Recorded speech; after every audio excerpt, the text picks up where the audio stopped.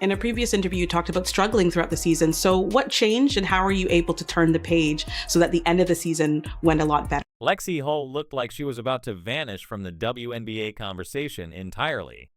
When the 2024 season tipped off, remember this was a 6th overall pick in 2022, a player who once lifted trophies at Stanford and carried herself like a future cornerstone. Yet under former coach Christie sides, she was collecting splinters instead of minutes relegated to the end of the bench. While role players leapfrogged her in the rotation, fans began whispering. Was Hull ever going to fulfill her promise, or was she destined to be another draft bust gathering dust? You have basketball in your genes. Your grandfather played basketball, your dad, and you have a twin sister who you played basketball with growing up. What was it like growing up in that family dynamic? Well, we have a super competitive family, and having my dad play basketball collegiately, knew that basketball was going to be put in my hands at an early age. But my parents were, super excited about having us try every sport imaginable. So yeah, we grew up, my sister and I, playing a little bit of everything. Caitlin Clark, a once-in-a-generation talent whose arrival didn't just adjust the Fever's lineup. It rewrote the entire identity of the franchise. Her game was electricity and sneakers, and she didn't just score. She pulled gravity.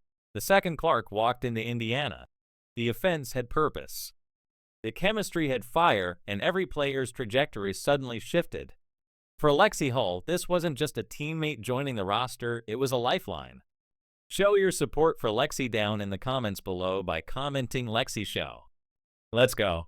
I think it was important to get to know her off the court because I do think that, connections, getting to know people really play a part in the success of teams. Paul recently opened up in interviews with, "She's for sports and the dunker spot," and she did not mince words. She peeled back the curtain on what actually changed in that locker room, how Clark's presence flipped her career arc, and what it says about the Fever's transformation from a stumbling mess to one of the most compelling stories in basketball. This isn't just about one player's revival. It's about redemption, leadership, and a culture shift that could define the future of the Indiana Fever.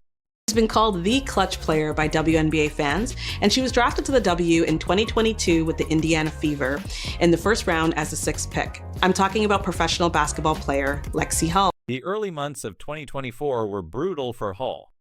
For all her college accolades and draft pedigree, she couldn't even crack the regular rotation. Katie L. Samuelson, Christy Wallace, players with half her ceiling were eating her minutes while who sat with a towel draped across her shoulders.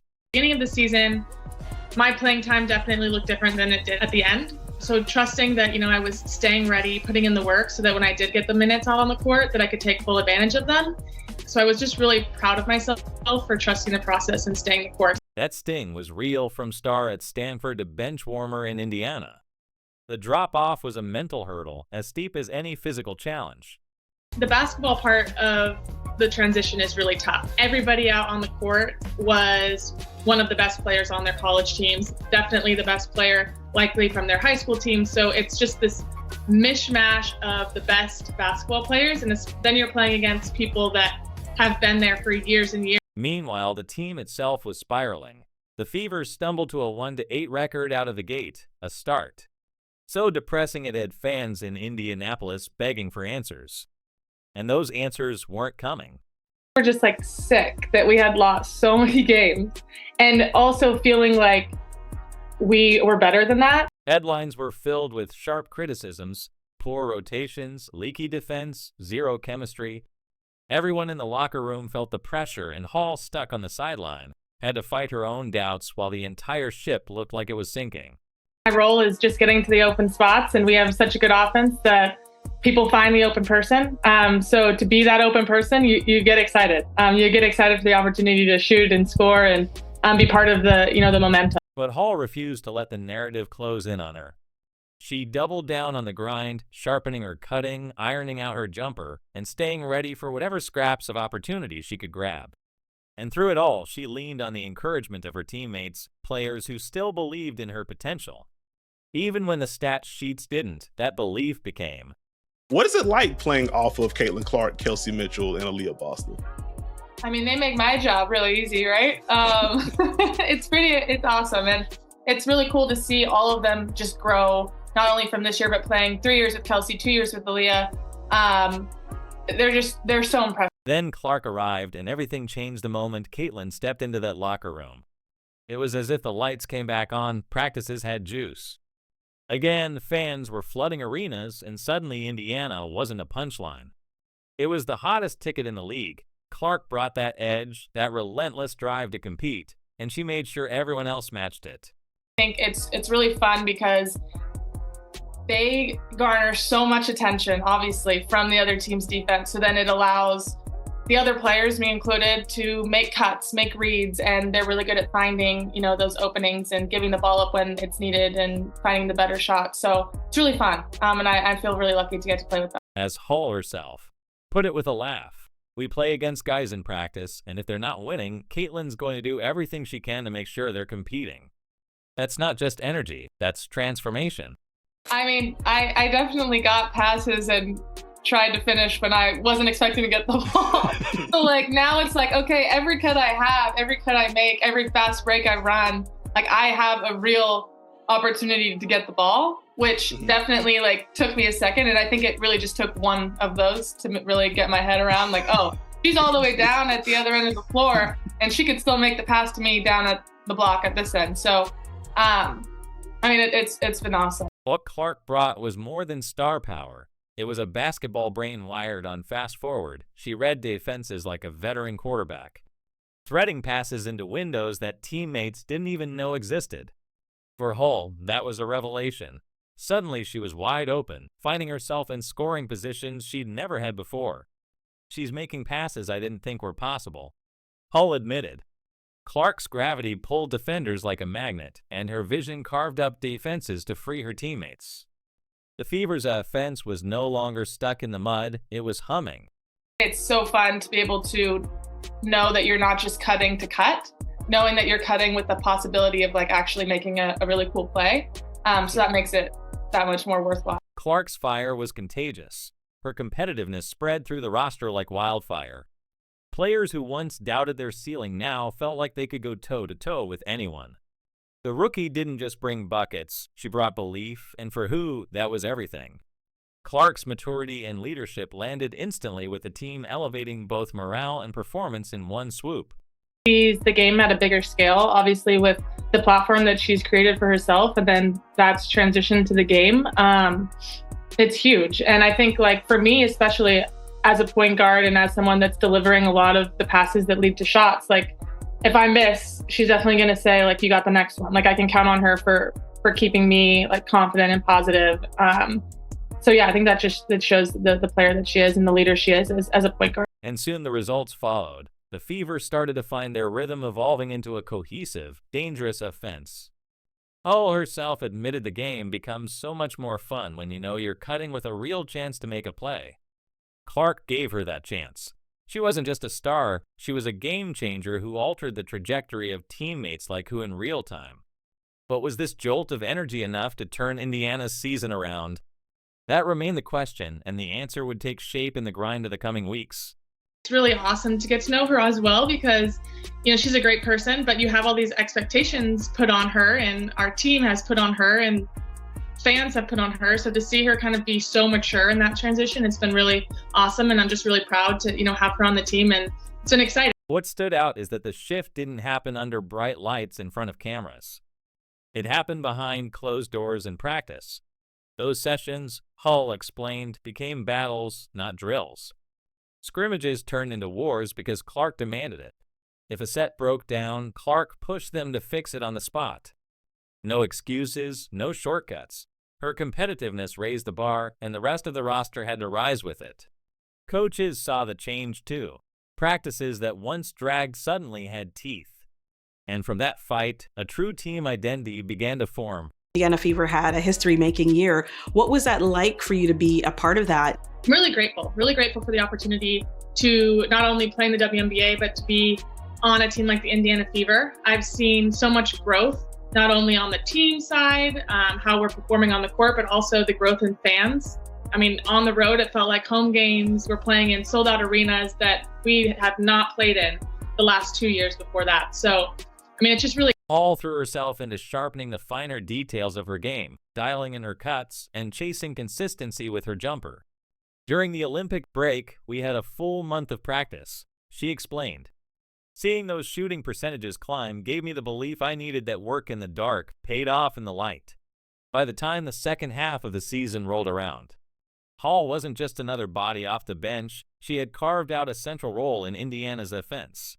I think one thing that our coaches did during that break, we had a full month of practice pretty much during the Olympic break, and they would put up every day after practice our shooting percentages from 2s and 3s during drills, during scrimmages, during everything. And I think that helped me because, some people would probably like, it's so annoying, whatever, but I personally like. And none of it happens without Caitlin Clark's presence. Clark's ability to warp defenses was like giving Hall an open runway. Kelsey and Caitlin attract so much attention. Who said that frees players like me to cut and find openings? And those openings started translating into buckets. Hall's percentages spiked. Her confidence surged and she began making critical plays in high-pressure moments. Suddenly, Indiana wasn't stumbling. It was surging.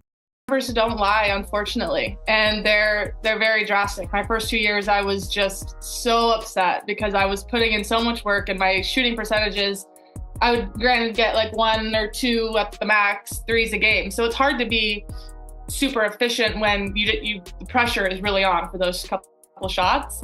But the numbers don't lie. So it really allows you to look at improvements and really shoot for goals and keep yourself accountable. As the Fever stacked wins, the chemistry became impossible to ignore. We never turned on each other.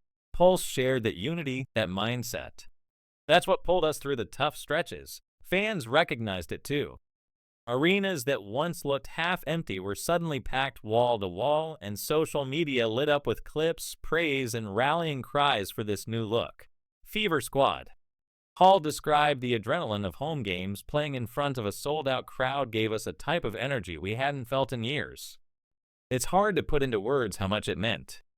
Indianapolis, once desperate for a winner, was buzzing again. All of these people were supporting me this whole time, and I didn't know that they were supporting me until that moment. So you kind of forget that there's these people behind the scenes until they come out of the woodwork and say I've been following along this whole time.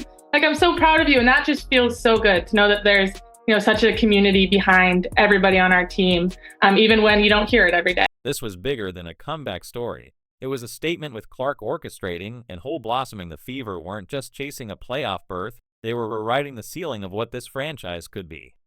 The only question left was, how far could this group go and how long could they keep this chemistry alive under growing expectations? Wheeler started swapping outfits, so where did that idea come from? Our styles are so drastically different.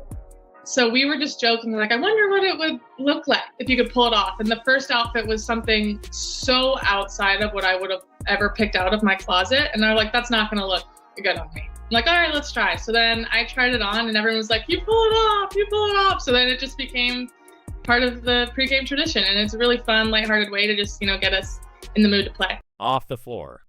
The Fever's rise was just as dramatic.